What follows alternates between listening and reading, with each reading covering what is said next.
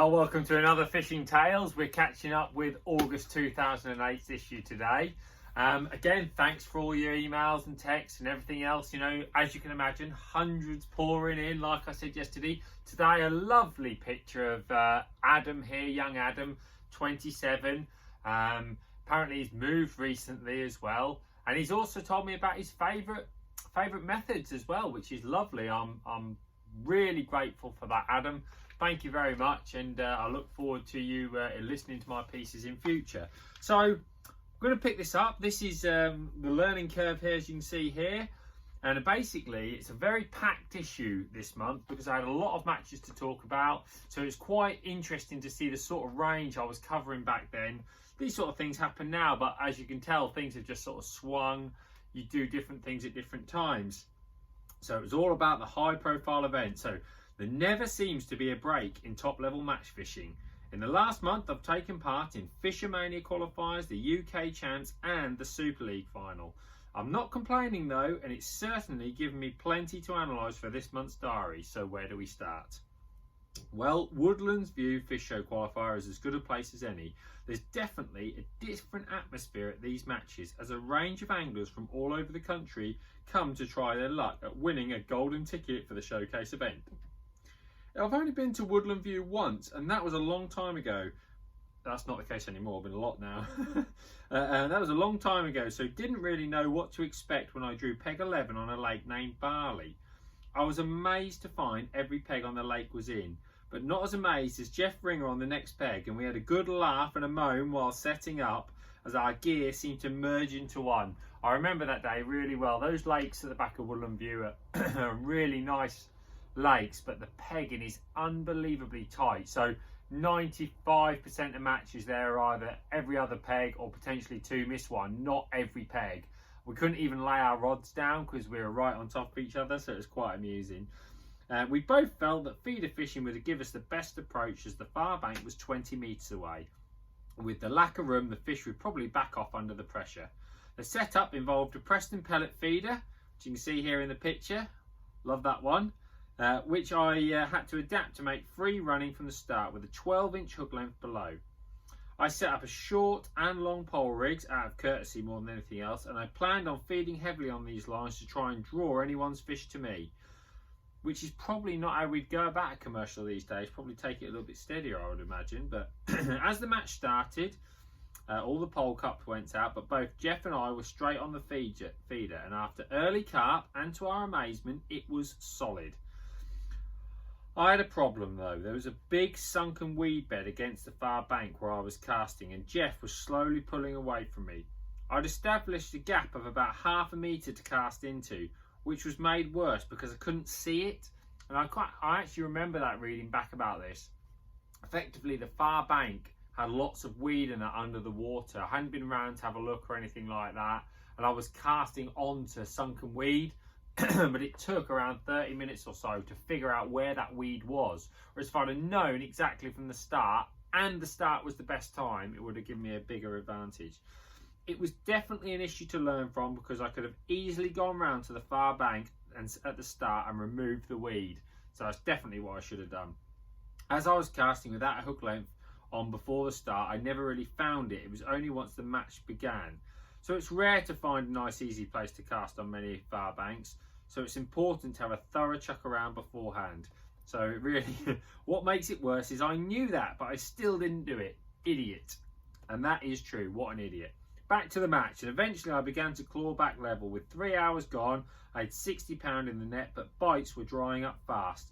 By now, most other anglers had joined us on the feeder, but it was really hard going apart from on the end peg.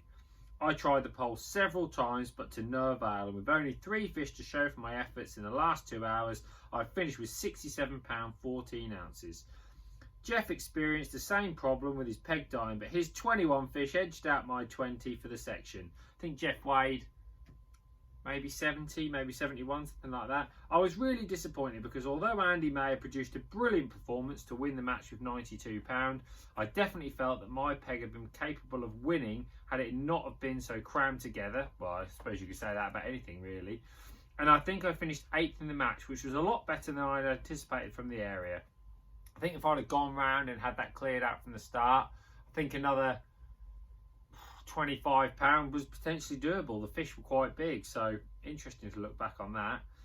My fisher experience left me frustrated, but with the UK champs looming, I put it under my belt and looked forward to a practice match at Herringbrook Fisheries. I was desperate to try out plenty of methods, so with only one opportunity to practice, I asked my Barnsley Blacks new recruit at the time, Joe Kerry, to come along with me. He wasn't fishing the UK champs, so we would be free to share information. Two heads are better as one, as they say. And that still applies today. If you get a chance to practice for something, definitely try and take a mate down. Peg 43 on Meadow was my destination. And with a Michael Fish style breeze blowing, the fish certainly weren't going to be easy. My peg was relatively narrow with 12 metres to the far side, but I had some depth across to play with and plenty of space between the good pegs, so I felt there was a good chance of catching down the track as well. After doing a bit of research, I knew the main target was going to be mirrors around the £3 bracket. I should think those of you that go to Herringbrook now tell me they're much bigger than that, but pellets were the obvious choice for fishing across, but I didn't want to fish them in the deep water as well, so I opted for maggots there. Pellets for feed would be Fin Perfect 2 mils with 4 and 6 mils on the hook. The match started and I went straight over on the pellet. It wasn't solid, but I was putting together a few mugfish in the first hour, but now the strong winds were making presentation so difficult it was obvious I needed to move down the track, which produced a couple of chub before I connected with a better carp. They were obviously in my peg, so I started to feed maggots on a more regular basis to try and feed off the smaller species. It worked a treat, and in the next hour I caught steadily off this middle line. I've been topping the pellet line across regularly, which is funny because it's something I would never do now. I'd probably just left that line to settle. But with maggots working so well down the middle, I decided I would try the same against the far bank. It didn't take long to get a response, and I managed to rotate both swims for the rest of the day, picking up odd carp and chub.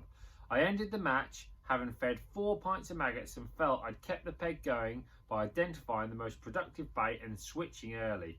At the weigh, my £65 12 ounces was good enough for a section win and 4th in the match. Does that weight ever come forth at Herringbrook anymore? Probably not. While Joe made no mistakes off bus peg 35, winning with £99 8 ounces. He was on one of those corner pegs at the top and he did brilliantly that day, and it was really nice because obviously we travelled together. With more than 60 anglers fishing, it was a good sign for the UK champs, and we were both buzzing on the way home. Going into the first round of the UK champs was excellent, as I'd been on the waiting list until last year, and I felt that all the lakes would respond to my maggot tactics except Specimen. This was a bit of an unknown, so I hoped to avoid it. Just my luck. Then I picked out Specimen Peg 2. Although I felt deflated, I knew there was a job to do. My peg provided an island chuck about 30 metres away and plenty of open water to go at. I had Barnsley Black's teammate and former UK champ Andy Oldham for company on Peg 1. Now I can't speak highly enough of Andy, and his attitude and ability makes him one of the first names on the team sheet for Barnsley. He's also massive, so I couldn't say anything bad even if I wanted to. That still applies, doesn't it? I once tried to give him a friendly rugby tackle while we were practicing at the Super League final, in a result that narrowly avoided me taking a dip in the lake, and I had to sleep with one eye open for the rest of the week. Actually, that is a funny story. I was about 20 at the time, 21 maybe. I was unloading the car and Andy Oldham gave me a dig in the ribs, and that's the sort of thing he used to do. And he gave me this dig in the ribs, and you know when you get that temporary flush of like madness, it really hurt, and I saw red for about a split second, and in some sort of foolish moment I rugby tackled him to the floor. And it was one of those, I was in mid tackle like this and I'm thinking this is a mistake because the second he hit the floor he then chased me nearly the entire way around Barston. So, and we were travelling together too, but I absolutely loved it. I like I said before, I can't speak highly enough of Andy. He's an amazing angler, but he's a great guy as well. Back to the match, and although I felt this lake would be hard, I still thought 45 to 50 pound would be a potential section winning weight. I was told the lake held plenty of skimmers, but for some reason they hadn't been feeding lately, so a method feeder would be my main plan of attack. Ground bait mixes are crucial on the method, still are, and I don't think much can beat Sono Bait's Fin Perfect Mix 1. Now mix 1 was a great mix. I had crushed expanders in there and crushed pellets.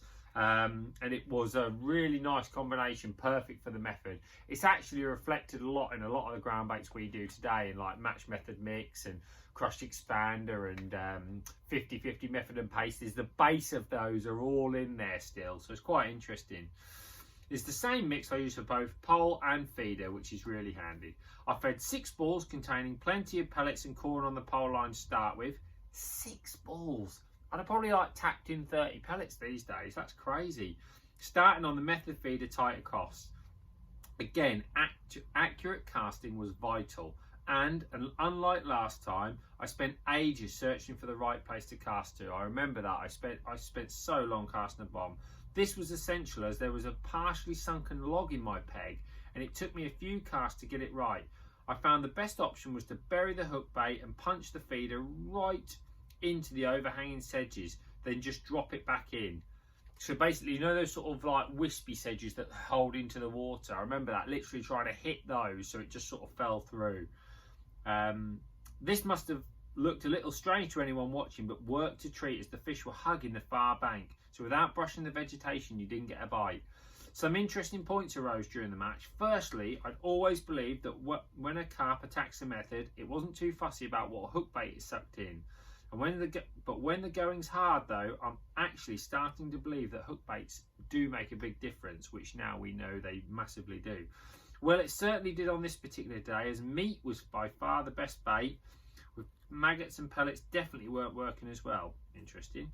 I'd put together 12 big F1s after 3 hours, and by this time alone everyone else had abandoned the feeder. This certainly helped me as I connected with the first of 7 proper carp in the next hour, and I started to think I might have a chance of framing, but the last hour was poor again.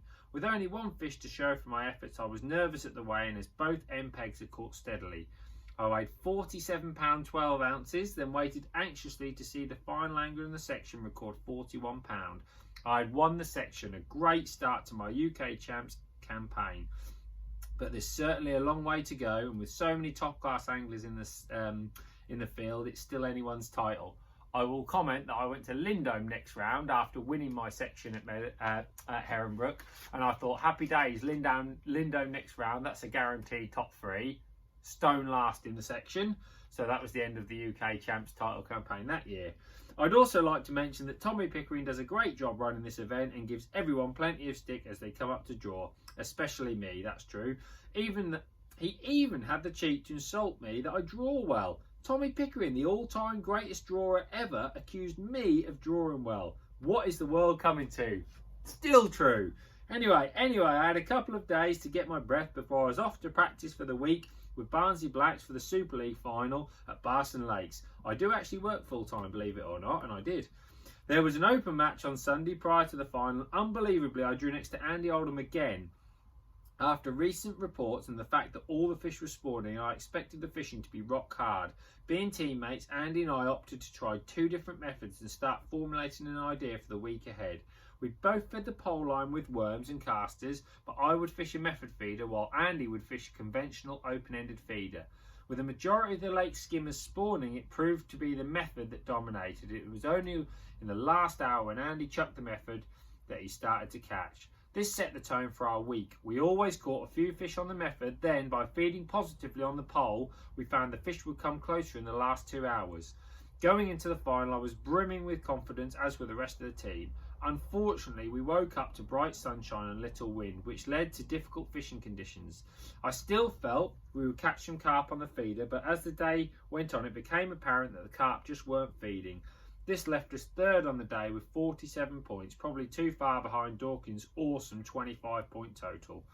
I was totally deflated, and although I knew it was going to be hard second day, I knew we had to set our sights on a second place. We decided to approach the second day in a totally different way and put more faith in the conventional open-ended method feeder approach, which is crazy really. It's just how much Barson has changed. I still started on the method just in case there was a quick carp, but after 10 minutes I was straight onto the open-ender. A brilliant first 2 hours saw me catch 12 skimmers. Worm was by far the best bait, but accurate casting was also crucial. Bank runners came down and said 7 skimmers was next best in the section, so things were looking good. However, disaster struck. I hooked a snag which turned out to be a large branch, and I dragged it in. I knew that it would affect my peg. Before I could touch on this, I remember this day now reading this back. I hooked, like I say, a huge branch, and I had to like pull it all the way back from a swim. And of course, Barston's like 3 foot deep, and it literally totally and utterly wiped the fish in. I never had another bite for absolutely ages. Yeah, it said here, I completely spooked the shoal, and as we tried different bait, hook lengths, and even a new swim, I just couldn't get the fish back. I only managed another 3 fish in the last 3 hours. I was absolutely devastated, which put me 4th in my 10 pegs, which was very disappointing. I was even more gutted to find that we tied on points with Starlets, but their 5 section winners beat our 2 into 3rd place. So that really did cost us. I remember being absolutely gutted about that. It can be very difficult to accept a result like this after a full week's practice, but there was plenty of effort put in by all the teams, especially the top 3. Dawkins' approach was spot on, as they appeared to fish in a more negative style to us, catching everything that swims. Like us, they put a full week's practice in to obtain an excellent result. Thoroughly deserved. Congratulations to them on their win. And what an amazing time that was, really. It was right at the start of my Barnsley career. I'd been there about 3 years, I think, at the time, and I was by far the youngest guy. There was a few guys sort of 5 or 6 years older, and in the next 2 years we recruited several really young anglers, and everything changed with Barnsley. It was an amazing time to be part of the team. I hope you've enjoyed that catch up from the article. Very, very interesting there. Lots of information, lots of different matches and stories and all the rest of it. You can imagine these days how we'd be facing that differently. You know, if we were going to Barston, we'd be talking about method feeders with wafters and things like that, and pellets on the pole. I'd absolutely love for something like that Super League final to be back at Barston. That Super League was amazing, and Dawkins dominated that for 10 years. It was incredible, really. And I'd love to go back in time with the anglers we've got now and see how everything went out. I think, you know, big summer finals as a team angler at the time were absolutely brilliant. I just couldn't get enough of them, so it would have been really nice. But really interesting, some great matches there. What a time to be fishing. Fishermanies, UK champs and Super League finals. A great month. Hope you've enjoyed today's piece, and I will catch up with you again tomorrow.